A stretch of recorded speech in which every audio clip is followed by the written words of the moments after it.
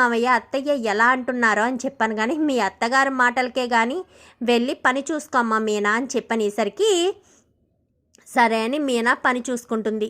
ఇంకా సత్యం కాస్త union office దగ్గర పని ఉండడంతో యూనియన్ ఆఫీస్కి వెళ్ళి తిరిగి వస్తూ ఉండేసరికి ప్రభావతి పూలకొట్టు అనే బోర్డు కట్ట పీకి పాడేస్తుంది ప్రభావతి. మీనా వంటగదిలో వంట చేస్తూ ఉంటుంది. ఏం చేస్తున్నావు, నీకేమన్నా పిచ్చా ఏంటి అనగానే పెద్ద పెద్ద పార్లర్కి నా పేరుంటే నాకు గొప్పగా గర్వంగా ఉంటుంది. ఈ చిన్న పూల కొట్టు బండికి నా పేరు ఉండడం నచ్చడం లేదు అని చెప్పి ప్రభావతి అనేసరికి సత్యం ప్రభావతి చంప చెల్లుమనిపిస్తాడు. ఏంటి పెద్ద పెద్ద పార్లర్కి నీ పేరుందా? నువ్వు చూసావా నీ పేరుందని ఓ తెగ సంబరపడిపోతున్నావు. సరే పేరుందని ఓ సంబరపడుతున్నావు కదా, పద చూపిస్తానంటూ ఆటో అని చెప్పనేసరికి ఆటో కాస్త ఆపుతాడు. ఎక్కవే అని చెప్పాను కానీ ఎక్కడికి అనగానే నోరు మూసుకొని ఎక్కమని చెప్పానా అంటూ ప్రభావతిని గసిరేసరికి ప్రభావతి కాస్త ఆటో ఎక్కుతుంది.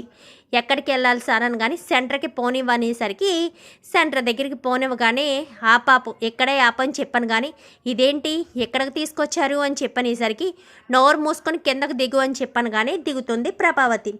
దిగిన తర్వాత చూడవే నీ పార్లర్ ఉందా ఏముందో చూడు తల పైకెత్తి, అప్పుడు నీ పొగరు కాస్త దిగిపోతుంది అని చెప్పి సత్యం అనేసరికి తల పైకెత్తి చూసేసరికి క్వీన్స్ పార్లర్ అని ఉంది. ఏంటి ప్రభావతి పార్లర్ అని తెలుగులో ఉండేది కదా, మరి ఏంటి ఇంగ్లీష్లో ఏదో పేరుంది అని చెప్పాను కానీ ప్రభావతి పార్లర్ కాస్త తీసేసి క్వీన్స్ పార్లర్ అని పేరు పెట్టారు అని చెప్పాను కానీ ఏంటి నా పేరు తీసేసి క్వీన్స్ పార్లర్ అని పేరు పెట్టిందా? రోహిణి నా పేరు తీసేయడమే అని చెప్పనేసరికి పిచ్చి మొద్దు, క్వీన్స్ పార్లర్ అని పేరు పెట్టింది రోహిణి కాదు, రోహిణి అమ్మేసినప్పుడు కొనుక్కున్న వాళ్ళు పెట్టారు అని చెప్పనేసరికి ఏం మాట్లాడుతున్నారు, రోహిణి పార్లర్ అమ్మేయడం ఏంటి అని చెప్పాను కానీ పద లోపలికి వెళ్తే అంతా నీకే అర్థమవుతుంది కదా అని చెప్పి లోపలికి తీసుకువెళ్ళేసరికి కరెక్ట్గా అప్పుడే మేడం వచ్చి రోహిణి చేత అకౌంట్స్ అయ్యి చూస్తూ ఉండేసరికి లోపల ఇద్దరు అకౌంట్స్ చూస్తూ ఉండగా సరాసరి సత్యము ప్రభావతి ఇద్దరు లోపలికి వచ్చేసరికి సార్ జెంట్స్ లోపలికి రాకూడదు సార్ అని కానీ ఎవరు నువ్వు ఈ షాపు ఓనర్నే రావద్దని చెప్తున్నావా? ఎక్కడుంది రోహిణి? ముందు అర్జెంటుగా నేను పనిలోంచి పీకించేస్తాను, రోహిణిని పిలు అని చెప్పాను కానీ రోహిణిని పిలిస్తే మీరు నన్ను పనిలోంచి పీకించేయడం ఏంటి మేడం? అసలు మీరు ఏం మాట్లాడుతున్నారో మీకు ఏమైనా అర్థమవుతుందా అంటూ మాట్లాడేసరికి ముందు రోహిణిని పిలు అనగానే మేడం మీకోసం ఎవరో వచ్చారు, చాలా ర్యాష్గా కూడా మాట్లాడుతున్నారు అని చెప్పనేసరికి నా కోసం ఎవరో రావడం ఏంటి అనుకుంటూ రోహిణి వస్తుంది.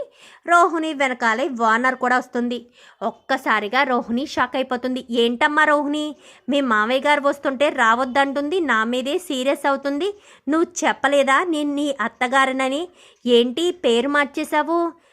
ప్రభావతి పార్లర్ అని ఉండేది కదా తీసేసి క్వీన్స్ పార్లర్ అని ఏదో పెట్టావేంటి అని చెప్పాను కానీ అవును క్వీన్స్ పార్లర్ అనే పెట్టాము, మా ఇష్టం, మా పార్లర్కి మేము ఏం పేరైనా పెట్టుకునే హక్కు అధికారం మాకుంది కదండి అంటూ మాట్లాడుతుంది ఓనర్. అయితే మీరెవరు ఇంతకీ, నేను నా కోడల్ని అడుగుతుంటే మీరు సమాధానం చెప్తున్నారేంటి అంటూ ప్రభావతి అనగానే ఈ పార్లర్ నాది, నేను సమాధానం చెప్పకపోతే ఎవరు చెప్తారు అనగాని ఏం మాట్లాడుతున్నావమ్మా, ఈ పార్లరు నా కోడలిది, నేనే నా కోడలితో పెట్టించాను, అందుకే ఎంతో ప్రేమతో ప్రభావతి పార్లర్ అని పెట్టింది అని చెప్పనేసరికి మీ కోడలదా మేడం, మీకు తెలియక మాట్లాడుతున్నారేమో, ఈ పార్లరు రోహిణి మేడం ఎప్పుడో మా మేడంకి అమ్మేశారు, మేడం కొనుక్కున్నారు, అందుకే పేరు మార్చుకున్నారు అని చెప్పనేసరికి ఏంటి పార్లర్ అమ్మేసిందా రోహిణి? ఏంటి రోహిణి నువ్వు పార్లర్ అమ్మేశావా?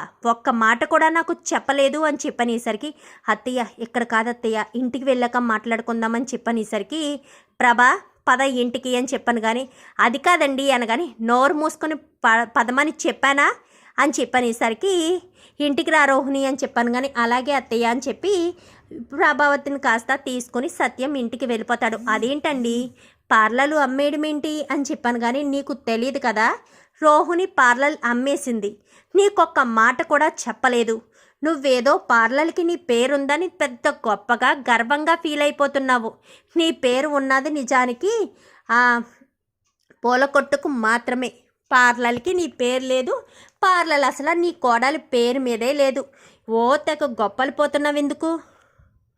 నిజాలు తెలుసుకోవాలి. మీనా ఏదో చిన్న కొట్టు పెట్టి నీ పేరు పెట్టిందని నీ పేరుకి పెద్ద విలువ ఉన్నట్టు తెగ సంబరపడిపోయావు. ఇప్పుడు చూసావా, రోహిణి నీ పేరుని తీసేసి పార్లలే తీసేసింది. ఇప్పుడు నీ కోడలి పేరు మీద ఏమీ లేదు, నీ పేరు మీద ఎలాంటిది లేదు. బాలుగాడు పెట్టిన పూల కొట్టు మాత్రమే ఉంది. అర్థమవుతుందా? నీ పేరుకి పార్లల్లో విలువే లేదు. మరి ఇప్పుడేమంటావు? నోరుంది కదా అని నోరిచ్చుకుని పడిపోకు ప్రభా. దేనికైనా ఒక లిమిట్ అంటూ ఉంటుంది, అంతేగాని నోటుకొచ్చినట్టల్లా మాట్లాడితే విలువ తగ్గిపోతుంది అని చెప్పనేసరికి, అది కాదండి రోహిణి, అసలు పార్లర్ అమ్మేయడమేంటి? నాకు ఒక్క మాట కూడా చెప్పలేదు అని చెప్పాను. కానీ నువ్వు నాకు చెప్పావా ఇల్లు తాకట్టు పెట్టిన విషయం? చెప్పలేదు కదా. అందుకే పార్లర్ కూడా అమ్మేసిన విషయం నీ దాకా రాలేదేమో. తననడుగు, వస్తుంది కదా ఇంటికి, రాకుండా ఎక్కడికి వెళ్ళిపోదు కదా. ఇంటికి వచ్చాక అప్పుడు అడుగు నీ ముద్దుల కోడల్ని, పార్లర్ ఎందుకు అమ్మేశావు, నా పేరు ఎందుకు తీసేశావు అని చెప్పనేసరికి ఈలోపు రోహిణి రానే వస్తుంది. ఏంటమ్మా రోహిణి, పార్లర్ ఎందుకు అమ్మేశావు? అసలు పార్లర్ అమ్మవలసిన అవసరం ఏముంది? నాతో ఒక్క మాట కూడా చెప్పలేదు పార్లర్ అమ్మేసిన విషయం. అసలు ఎందుకంత కష్టం వచ్చింది నీకు? పార్లర్ పెట్టుకోవాలనే కదా నేను ఇల్లు తాకట్టు పెట్టి మరీ నీకు డబ్బులు ఇచ్చాను ఇంట్లో తెలియకుండా. తర్వాత ఏదో విషయం తెలిసిందనుకో, మరి పార్లర్ ఎందుకు అమ్మేశావమ్మా అని చెప్పనేసరికి, మీకోసమే అమ్మేశాను అత్తయ్య అని చెప్పాను. కానీ నా కోసం అమ్మేశావా? నా కోసం నువ్వు పార్లర్ అమ్మేయడం ఏంటి అని చెప్పనేసరికి, మీరే కదా అత్తయ్య ఇంటి కాగితాలు విడిపించాలి, 17 లక్షలు కావాలి అని నా చేతులు పట్టుకుని బ్రతిమాలారు. ఏం చేయమంటారు? మా నాన్నకు ఫోన్ చేస్తే మా నాన్న రెస్పాండ్ కాలేదు. మరి మీ పరువును కాపాడాలి అంటే ఏం చేయాలి? నేను ఎంతగానో ఆశపడి పెట్టుకున్న పార్లర్ని అమ్మేసి మీరిచ్చిన నగల్ని తాకట్టు పెట్టి ఫైనాన్స్ వడ్డీకి కూడా డబ్బులు తీసుకొచ్చి అక్షరాల 17 లక్షల రూపాయలు తీసుకొచ్చి మీ దోసిట్లో పోసాను. మరి ఆ డబ్బులు మా నాన్నే ఇచ్చాడని మీరు ఎలా అనుకున్నారు? ఇవన్నీ పాటలు పడి నేను డబ్బులు తీసుకొచ్చి ఇచ్చాను, అందుకే పార్లర్ అమ్మాల్సి వచ్చింది. లేదంటే పార్లర్ ఎందుకు అమ్మేస్తాను అత్తయ్య? అమ్మేసిన చోటే పనిదానిలా ఎందుకు అక్కడే పని చేస్తాను? నా విలువను నేను తగ్గించుకుంటానా అని చెప్పనేసరికి, మరి అమ్మిన విషయం ఒక్క మాటైనా నాకు చెప్పాలి కదమ్మా అని చెప్పాను. కానీ చెప్పలేదు అత్తయ్య. చెప్తే మీరు బాధపడతారని, మీ పేరు మీద పెట్టిన పార్లర్ అమ్మేశానని మీరు ఎక్కడ బాధపడతారోనన్న బాధతోనే నేను మీకు ఆ విషయం చెప్పలేదు అని చెప్పనేసరికి, బాధతో చెప్పలేదో చెప్పకూడదని చెప్పలేదో అయినా ఒక్క మాటైనా చెప్పాలి కదా. నువ్వు సొంతంగా నిర్ణయం తీసుకోవడం కాదు కదా, అత్తగారికి మాంగారికి ఒక మాట చెప్పి తీరాలి కదా. ఇంతకుముందు నీ తండ్రి ఎక్కడో ఉన్నాడు, చెప్పినా చెప్పకపోయినా పెళ్లి చేసుకున్నావు. పెళ్లి చేసుకున్న తర్వాత మమ్మల్నే కదా తల్లిదండ్రులుగా అనుకుంటున్నావు. అలాంటి తప్పుడు మాకు ఒక మాట చెప్తేనే కదా అంటూ సత్యం మాట్లాడేసరికి, ఏంటి పార్లలమ్మా, నువ్వు పార్లర్ అమ్మేసిన విషయం ఇంట్లో తెలిసిపోయిందా?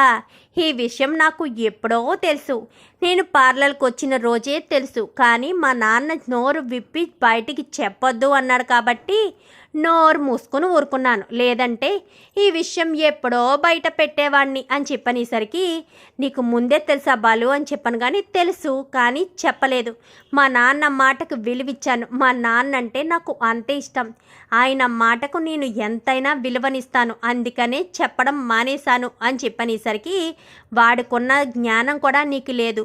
పార్లర్ అమ్మేసిన విషయం నీకోసమే అమ్మేశాను అత్తయ్య అంటూ ఇప్పుడు చెప్తున్నావు. మరి ఇన్ని రోజులు పార్లర్కి అంత పెట్టాను, పార్లర్ ఎలా నడుస్తుంది అలా నడుస్తుంది అంటూ గొప్పలు చెప్పడం ఎందుకు? ఇస్తామే మరి. అయినా నువ్వు నిర్ణయం తీసుకునే ముందు పెద్దవాళ్ళగా మాకొకసారి చెప్పాలి. ఎలా చేద్దామనుకుంటున్నాను, వద్దా చేయనా అని ఒక మాట చెప్తేనే కదా. మీ నాన్నని అడిగావు, మీ నాన్న వద్దని అనేశాడు. అలాంటిటప్పుడు మాకు చెప్పాలి కదా. లేవు, ఇలాగా అయ్యింది, ప్రాబ్లం వచ్చింది, పార్లర్ అమ్ముదామని నిర్ణయం తీసుకున్నాను అని ఒక మాట చెప్తే అది చెయ్యొచ్చా చెయ్యకూడదా లేదా తర్వాత ఆలోచిద్దాము, ఏదో ఒకటి చేద్దాము అని ఏదో ఒక నిర్ణయం చెప్పేవాళ్ళం కదా. ఇప్పుడు అంత తక్కువ రేటుకి వచ్చిన పార్లర్ని అమ్మేశావు. మళ్ళీ పార్లర్ కావాలంటే పెట్టుకోవడానికి అవకాశం ఉంటుందా?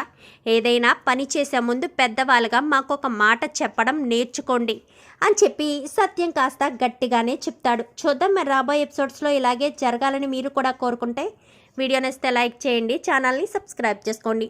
పక్కనే ఉన్న బెల్ సింబల్లో ఆల్ పై క్లిక్ చేయండి. ఎలా చేయడం వల్ల అందరికంటే ముందుగా చూడవచ్చు.